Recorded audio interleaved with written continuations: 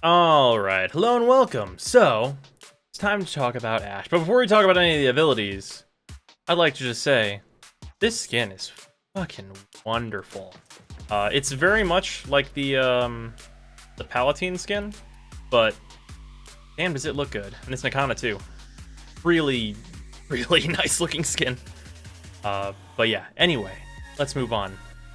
I just wanted to say, this thing is real good. A little bit of Sam Fisher in here, but a real nice skin. Anyway, let's get started talking about what changed with Ash's abilities, because most of them changed. Shuriken is exactly the same as it was before, which is really unfortunate because Shuriken is not really very useful outside of using it with its augment, so I wish something had changed there, but we'll go over that in a minute.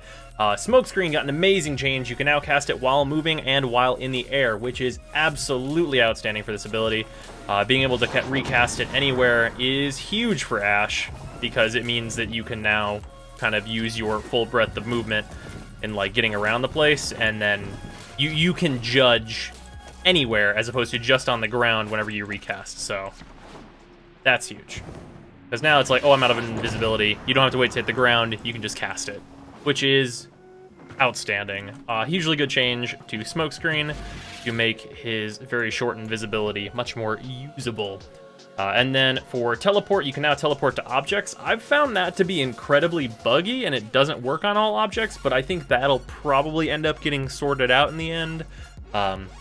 You can teleport to most things right now, explosive barrels and crates. Weird thing with crates, though, you can only teleport to crates that are not open, which is kind of strange, but whatever.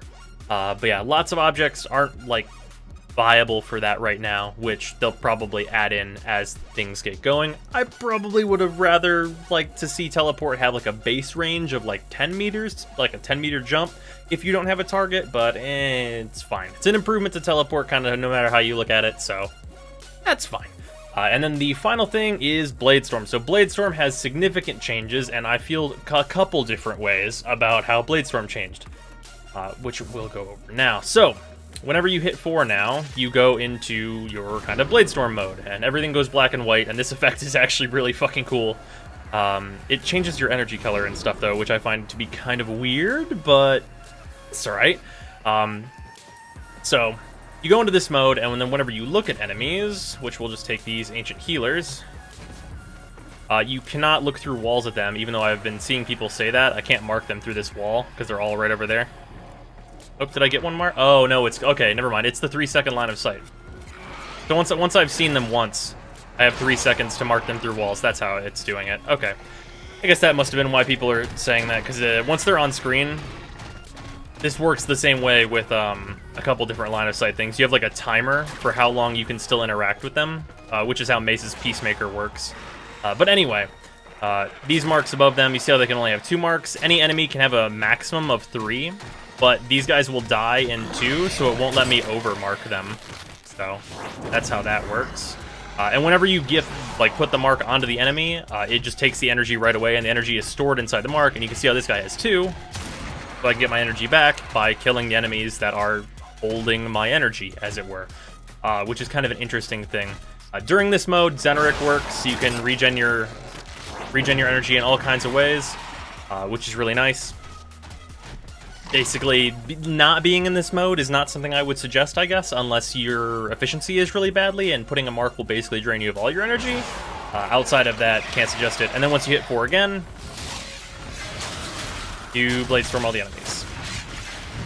So now that's the part where I kind of have a couple different issues with this. So with this, you saw how those bodies just immediately dissolved. So since the changes where if an enemy sees a body, they become alerted, which affects stealth frames and like stealthing around and getting your stealth affinity multipliers, doing all that like type of thing, the change was made to Bladestorm that when you kill an enemy with Bladestorm, the body like instantly dissolves. So you essentially just hide the body by killing them with your 4, which is really cool and good for stealth, and incentivizes you to use Ash as a stealth frame because he has much better invisibility now. Like, he can teleport to objects and get through levels in like ways that other Warframes can't. And just teleporting to enemies and doing stuff like that, like having Fatal Teleport on and all that stuff. But if you kill an enemy with your 4, you don't get the stealth affinity multiplier, which is the only reason to stealth in Warframe as it stands right now, which doesn't make any sense to me. It makes sense that his 4 wouldn't benefit from stealth damage, because that would kind of be overpowered unless they factored that in and then lowered his Bladestorm damage to account for that, in which case kind of whatever. But it seems really strange that the stealth Warframe does not get any benefits, or a stealth Warframe rather, does not get any benefits from doing the stealth thing like other Warframes do. Like Ivara and Loki and all those other frames that have invisibility, like their entire like kit is kind of all going towards that stuff, where stealth, like Ivara, just sleeping enemies and being able to do all that stuff. So it doesn't make a huge amount of sense to me that his 4 doesn't push you towards that direction, and it doesn't push you towards combat stealth either because you're a part of it. And what I mean by that is that you still get your shadows whenever you are doing this to speed it up, which we can just show right now. But I don't understand why Ash is still a part of this. So you can mark all these enemies, and this is a little bit more expensive now per enemy, but you don't waste any marks and you get to choose when to use it, so the cost is actually kind of fine. But whenever you go and mark all these enemies, you still have like the non-interactive portion of just like hitting 4 and then just like watching. And like you can't like you just take your hands off the controls and like let him do the thing. So like I mean I can just watch this all day, I guess. And it's just not really there yet. These guys I didn't mark all the way or whatever.